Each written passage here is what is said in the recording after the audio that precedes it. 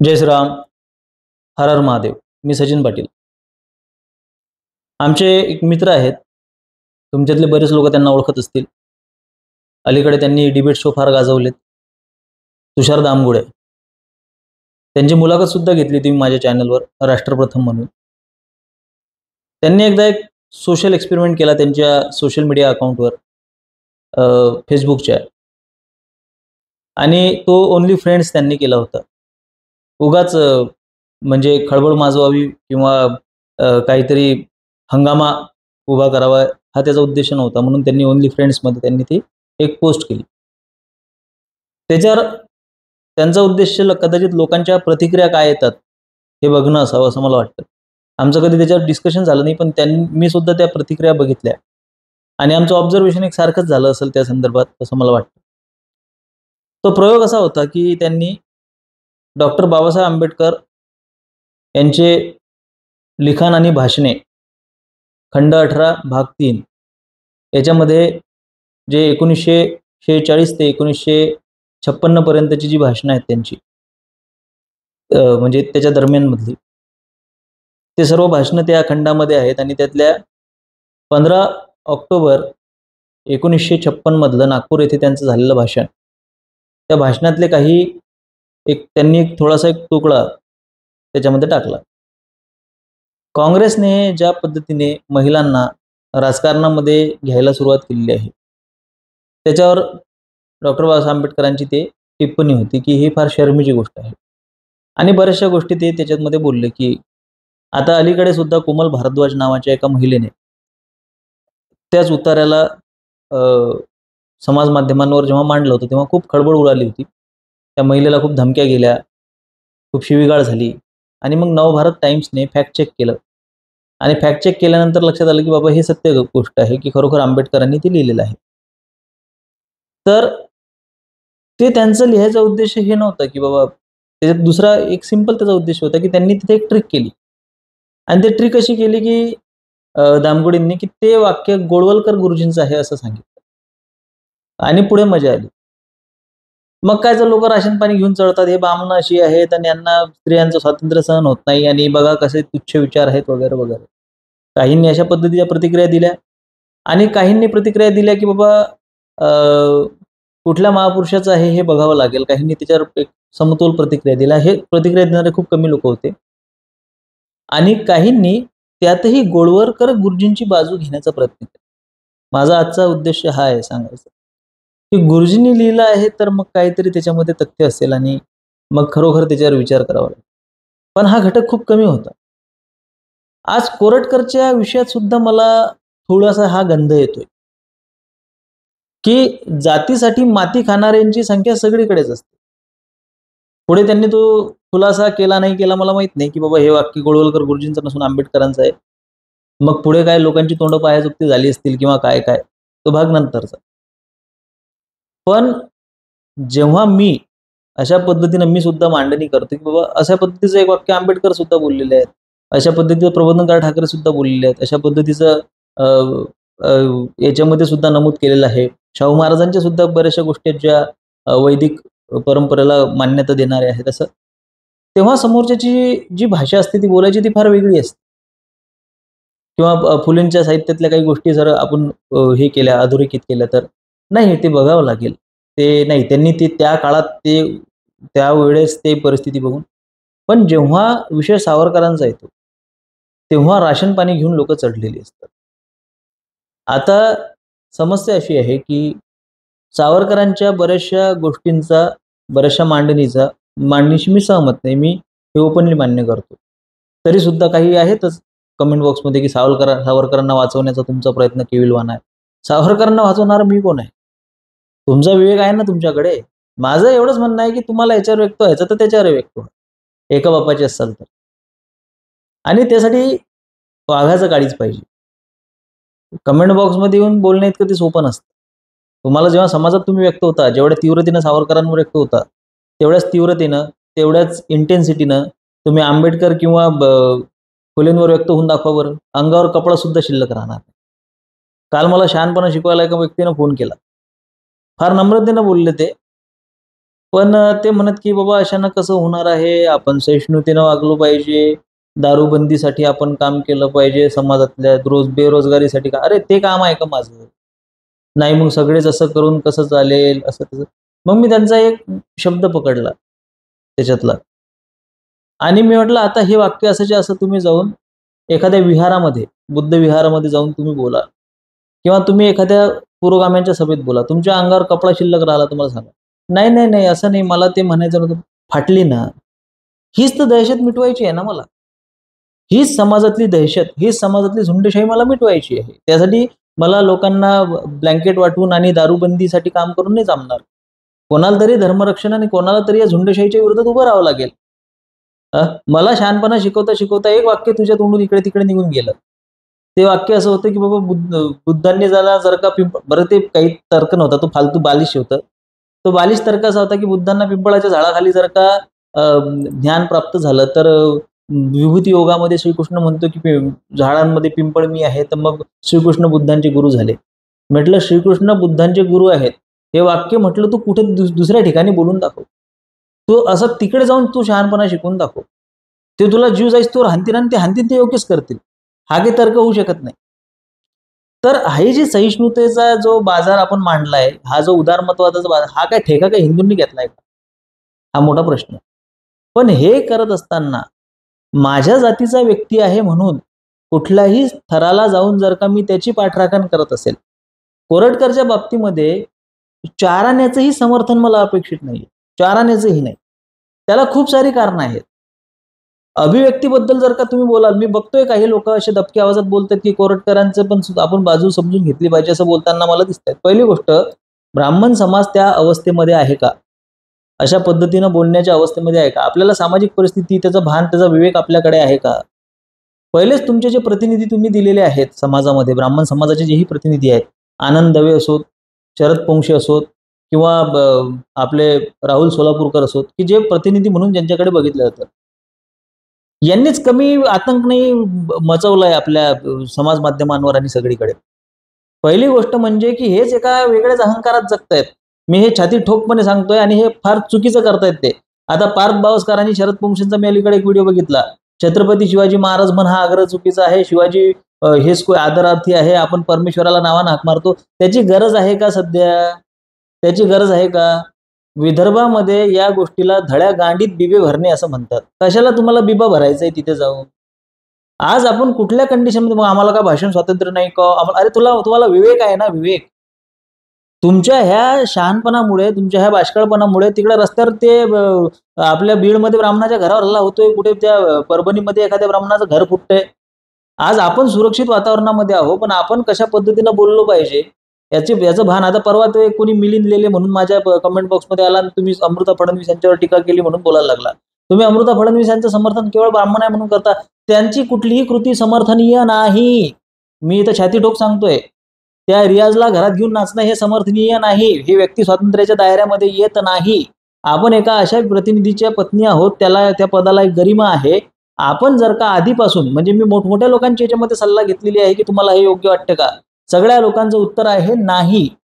मग आमचे त्याच्यामध्ये बापू असोत, आमचे त्याच्यामध्ये भाई असोत किंवा भाऊ असोत, मी सगळ्यांशी या विषयांवर बोललेलो आहे, की तुम्हाला ह्या मामींचं अशा पद्धतीचं, मामी सगळेजण म्हणतात, हे वागणं तुम्हाला योग्य वाटतं का? सगळ्यांना त्या गोष्टीचा तीव्र संताप आहे.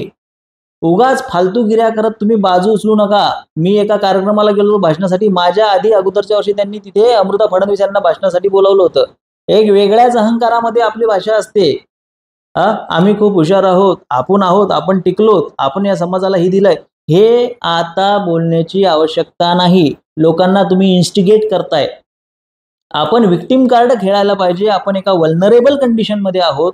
आज ब्राह्मणांची परिस्थिती काय आहे हे सत्सद विवेकबुद्धीनं आपण काम घेणं गरजेचं असताना, आपण सांस्कृतिक एक रिप्रेझेंटेटिव्ह आहोत, कल्चरल रिप्रेझेंटेटिव्ह आहोत. एका पदाचे पद धारण करणाऱ्या व्यक्तीची आपण पत्नी आहोत. आपण त्याचं प्रतिनिधित्व करतोय. ह्या सगळ्या गोष्टींचं भान ठेवून कपड्यांपासून ते वागणुकीपर्यंत त्यांनी समाज माध्यमांवर येऊच नये, प्रसार माध्यमांवर येऊच नये आणि एका जबाबदार पदावर असलेल्या व्यक्तीने माझी बायको माझ्या म्हटल्यानं ऐकत नाही असं म्हणूच नये. जर आपली बायको आपल्या म्हटल्यानं ऐकत नसेल, तर आपण एका जबाबदार पदावर आहोत. आपण महाराष्ट्र चालवण्याची भाषा करतोय. हा पुरुष सत्ताकपणा आहे, स्त्रियांना स्वातंत्र्य आहे, ती स्त्रियांना हे आहे ते आहे. ही गोष्ट त्या लोकांना तरी मान्य आहे का, की जे लोक स्त्री स्वातंत्र्याचं बिगुल वाजवत असतात, जे पुरोगामी आपण म्हणतो, ते पुरोगामी तरी तुमच्या बाजूला उभे राहतात का अशा वेळी?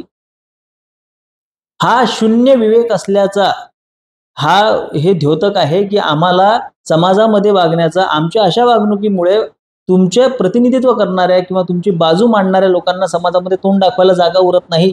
हे तुम्हाला कळतंय का? आम्ही इथे नरेटिव्ह पुसण्याचं काम करायचं, नरेटिव्ह खोडण्याचं काम करायचं, की तुमच्या बायकांचं संरक्षण करत फिरायचं आम्ही? हा मोठा प्रश्न आहे. नका करू मग. आम्ही आमचं बघून घेऊ. तुम्ही तुमचं बघून घ्या रे, पण धर्माचं कोण बघणार?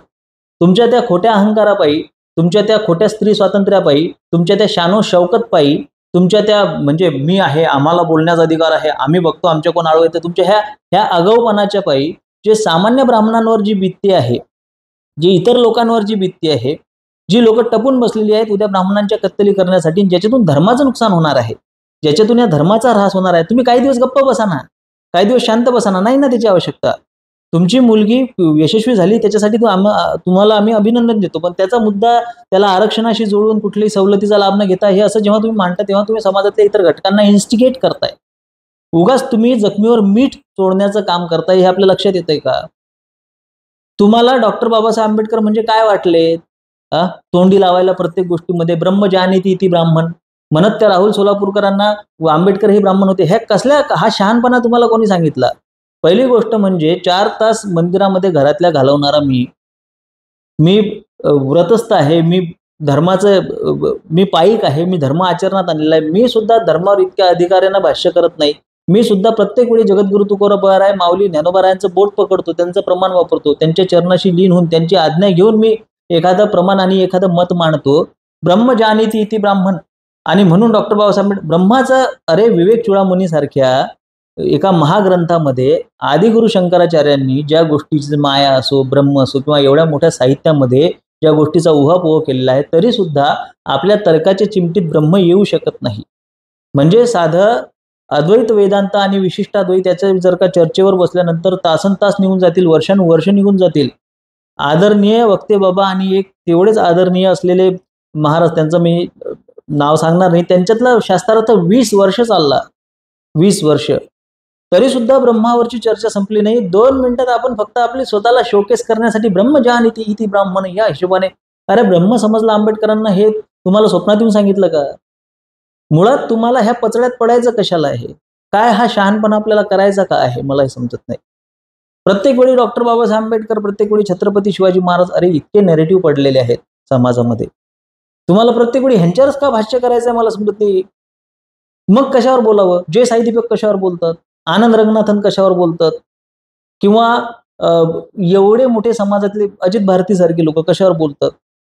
एवढे अरे ते सोडा, एक ॲनालायझर म्हणा किंवा भाऊ तोरसेकर म्हणा, ही लोक कशावर बोलतात? हे पण ब्राह्मण आहेत ना. तुम्ही राजकीय विश्लेषण करू शकता, तुम्ही सामाजिक विश्लेषण करू शकता, आज समाजामध्ये मांडल्या गेलेल्या नेरेटिव्हच्या विरोधात तुम्ही बोलू शकता. आज इतक्या सगळ्या गोष्टी असताना तुम्ही जेव्हा सावरकर मांडता तेव्हा तुम्हाला प्रत्येक वेळी गांधी आणि आंबेडकर तुम्हाला घेऊन येणं गरजेचं आहे का? आंबेडकरांशी तुलना केल्याशिवाय, आंबेडकरांची बाजू घेतल्याशिवाय आणि गांधींना शिव्या दिल्याशिवाय जर का सावरकर पूर्ण होत नसतील, तर याचा अर्थ सावरकरांना स्वतंत्र व्यक्तिमत्व नाहीये. सावरकर हे स्वतंत्र एक म्हणजे त्यांचं अस्तित्वच नाहीये. प्रत्येक वेळी तुम्हाला यांचा आधार का लागतो? आंबेडकरांचा आणि गांधींचा आधार तुम्हाला सावरकर मांडताना का लागतो? हा प्रश्न आपण स्वतःला विचारला पाहिजे. सावरकर मांडताना त्याची काही आवश्यकता आहे का? त्याची काही गरज आहे का? धर्मचिकित्सेबद्दल तुम्ही इतके जागरूक असता, आता धर्मचिकित्सा करायला धर्म शिल्लक राहिलेला आहे का? आंतरजातीय विवाहाचं बिगुल तुम्ही वाजवता. अरे तुम्ही संपत आलेल्या 3.5% पेक्षा खाली आलेल्या, तरी तुम्हाला पुरोगामित्व, धर्मचिकित्सा, आंतरजातीय विवाह आणि हे अमुक आणि सामिष भोजन सुद्धा करायचं आहे आणि गाय हा फक्त पशु आहे, ह्या सगळ्या गोष्टी ह्या बाष्कळ आहेत, ह्या फालतू आहेत. त्याची काहीच आवश्यकता नाही आहे. आज कशाची आवश्यकता आहे? माझे सगळे व्हिडिओ बघून घ्या. जे विषय मी मांडतोय त्या विषयांची आवश्यकता आहे. तुम्ही कधी सांगितलं का की छत्रपती शिवाजी महाराजांना बरं ठीक आहे, महाराजांच्या विषयावर बोलायचं तर हा विषय मांडा तुम्ही, की महाराजांना मारायला आलेल्या अफजल खानने शतचंडी यज्ञ केला, याचे काही पुरावे आहेत का? तुम्ही त्यांचे नॅरेटिव्ह खोडून काढताय का? त्यांनी कुठलाही नॅरेटिव्ह मांडल्यानंतर आपण त्याच्या विरोधात भाष्य करू शकतो का? एकदम ताकदीनिशी, पुराव्यानिशी आणि संदर्भांसहित. आज ब्राह्मण समाजाचं मॉरल डाऊन होत असताना, धर्मापासून आपण खूप जास्त लांब जात असताना आपण आम्हाला व्यक्ती स्वातंत्र्य आहे, आम्हाला भाषण स्वातंत्र्य आहे म्हणून काही मुळात प्रत्येक वेळी मला एकच गोष्टीची जाणीव होते की ज्याही लोकांना तुम्ही प्रतिनिधी म्हणून निवडलेलं आहे, ज्याही लोकांना, ती लोकं नेहमी तुमच्या प्रतिनिधित्वाच्या नावाखाली तिथं जाऊन हागून ठेवतात आणि ते निस्तरायला आमच्यासारख्या लोकांना यावं लागतं. हे तुम्हाला मान्यच करावं लागेल. आज जेवढेही नॅरेटिव्हच्या विरोधात ज्याही गोष्टी मी मांडलेल्या आहेत किंवा माझ्यासारख्या इतर लोकांनी मांडलेल्या आहेत, की जेव्हा इतिहास संशोधनाचं कार्य करतात त्यामध्ये सुद्धा ब्राह्मण आहेत. मी ज्या लोकांचे संदर्भ वापरतो, जे लोक मला बॅकअप करतात त्या लोकांमध्ये सुद्धा ब्राह्मण आहेत. ज्या लोकांची मी मदत घेतो, जे लोक मला प्रोत्साहन देतात, सगळ्या गोष्टी करतात, ती त्याच्यामध्ये सुद्धा आहेत. पण दुर्दैवाची गोष्ट अशी आहे की आजही मी मागे सत्यन वेलणकर यांच्या एका याच्यावर कमेंट टाकली होती की त्यांनी खूप महत्त्वाचा पुरावा मांडला आणि तिथे मला मेन्शन केलं याच औरंगजेब हे छावा या निमित्ताने. तर मी त्यांना एक कमेंट टाकली होती की बाबा ह्याला मोठ्या व्यासपीठाची आवश्यकता आहे. मी तुझी पाठ खाजवून तू माझी पाठ खाजव याचा काय अर्थ आहे? मी तुम्हाला माहित आहे, जी गोष्ट तुम्हाला माहित आहे ती गोष्ट मला माहित आहे. या दोन लोकांच्या संवादाला काय अर्थ आहे? हा संवाद मोठ्या स्तरावर झाला पाहिजे. आज जेवढेही हे नॅरेटिव्ह मांडलेले आहेत त्या सगळ्या नॅरेटिव्हवर वैचारिक चर्चा झाली पाहिजे, वैचारिक मांडणी झाली पाहिजे, मुद्देसूद मांडणी झाली पाहिजे, कागदपत्र आणि प्रमाणांसहित मांडणी झाली पाहिजे. आता तुम्ही ज्या मांडण्या करताय ह्या खूप जुन्या झालेल्या आहेत. ह्या खूप जुन्या झालेल्या आहेत. त्या तुमच्या मांडणीला, तुमच्या मुद्द्यांना आज त्या गोष्टीला काही एक अर्थ नाही. आज छत्रपती शिवाजी महाराजांनी कशा पद्धतीने लढाई केली त्याच्यापेक्षा आज त्या लढाईचा आजच्या सांप्रत काळासोबत मी कसा संबंध जोडू शकतो, शिवरायांच्या पासून आजच्या काळामध्ये मी कशी प्रेरणा घेऊ शकतो, सावरकर आज असते तर ते कशा पद्धतीने त्यांनी वागले असते, कशा पद्धतीने ते बिहेव केलं असतं, ते आजही केवळ धर्मचिकित्सा करत बसले असते का, की हे येणारं हे जे डावी वाळवी आहे, हे जे डावं संकट आहे त्याच्याशी त्यांनी दोन दोन हात करण्यासाठी कशा पद्धतीने त्यांनी स्ट्रॅटेजी लावली असती, कशा पद्धतीने त्यांनी कार्य केलं असतं हे जास्त महत्वाचं आहे. नका घेऊ त्यांचा भाग, नका राहू त्यांच्या बाजूने उभे, नका तुम्ही. माझ्याशी इतकी लोक भांडतात की तुम्ही नेहमी ब्राह्मणांवर दोष देता, किंवा मी माझ्या विरोधात बघितलेलं आहे की एका ग्रुपवर, सगळ्या ब्राह्मणांचा ग्रुप होता, की तो छुपा ब्रिगेडीज आहे आणि त्याची काय भाषा आहे का, काय शिवराळ भाषा आहे, आणि अशा माझ्या विरोधात सुद्धा मी खूप लोकांना बोलताना बघितलंय, खूप लोकांना. अरे भाषण कसं असलं पाहिजे, ओघवती भाषा शैली असली पाहिजे, पुलं कसे बोलायचे, पुलांचा मी खूप आदर करतो, अत्रे कसे बोलायचे. अरे पण मी अत्रे नाही आहे ना, मी पुलं नाही आहे ना, मी प्रॅक्टिकल बोलतोय. मी तुमच्यासाठी मी ढाल बनून का उभा आहे? मला तुमच्याशी सोयरीक नाही करायची, मला तुमच्याशी सोयरसुतक नाही, मला माझ्या धर्माशी सोयरसुतक आहे. आज धर्मचिकित्सा करून त्या लोकांना, म्हणजे डाव्या आणि वामपंथी लोकांची एक विशेषता आहे की त्यांना त्यांची सुरुवात ही धर्मचिकित्सेपासून होते. त्यांच्या प्रत्येक गोष्टीचं जी सुरुवात आहे, प्रत्येक आंदोलनाची, प्रत्येक चळवळीची सुरुवात ही तुमच्या धर्मावर टीका करून होते. आणि धर्मावर टीका करण्यासाठी ते ब्राह्मणत्वाला हाताशी धरतात आणि त्याच्यापासून त्या मुळावर घाव घालण्यासाठी आम्ही तिथं तयार असतो, आमच्या हातात ढाली घेऊन धर्मरक्षावयासाठी करणे आटी आमासी. त्याच्यासाठी आम्ही तिथे असतो, तुमची शाबासकी आणि तुमची वाहवाही मिळवण्यासाठी नाही. प्रत्येक समाजामध्ये त्याच्या जातीसाठी माती खाणारी लोक असतात. एवढंच काय तर वाल्मिक कराडच्या प्रकरणामध्ये मी सुद्धा बघितलेलं आहे, माझ्याकडे त्याचे स्क्रीनशॉट आहेत, की वाल्मिक कराडच्या विरोधात बोलणाऱ्या एका मराठा समाजाच्या व्यक्तीला एक वंजारी समाजाचं पोरग म्हणते की हेच करणार की तुमच्या तोंडात मुतून मारतात. माझ्याकडे स्क्रीनशॉट आहे. किंवा एखाद्या वंजारी समाजाच्या व्यक्तीला पंकजाताई सोबत बाबतीत बोलताना मराठा समाजाच्या एक मुलगा किती घाण भाषेत बोलतो याचं सुद्धा माझ्या जवळ स्क्रीनशॉट आहे. प्रत्येक जातीचा व्यक्ती त्याच्या जातीच्या पाठराखांसाठी उभा असतो. पण ती लोक राहू शकतात कारण की वंजारी समाज सशक्त आहे, मराठा समाज सशक्त आहे, त्याला कोणी लोट घेणार नाही त्याची कोणी. पण आपल्या हातून जर का चूक झाली, म्हणजे तुमच्या हातून, ब्राह्मणांच्या हातून जर का चूक झाली, तर तुमचा एक कोरटकर तुमच्या सगळ्या लोकांना त्रासदायक ठरू शकतो. म्हणून तुम्ही जास्त सावध असा, म्हणून तुम्ही जास्त कॉन्शियस असणं गरजेचं आहे, म्हणून तुम्ही जास्त या विषयामध्ये सांभाळून वागणं, बोलणं गरजेचं आहे. माझं भाषण स्वातंत्र्य आणि माझा अहंकार आणि मी बोलेल मला वाटेल ते, मला कोणी शिकवायचं नाही, हा तुझा व्यक्तिगत प्रश्न नाही. तुझ्यामुळे अख्खा समाज मारला जाईल, अख्ख्या समाजाला ते भोगावं लागेल. अशा कुठल्याही व्यक्तीला तुमचा प्रतिनिधी बनवू देऊ नका, एवढी माझी तुम्हाला विनंती आहे. माझे विचार पटत असतील तर सहकार्य असू द्या. धन्यवाद. जय श्रीराम. हर हर महादेव.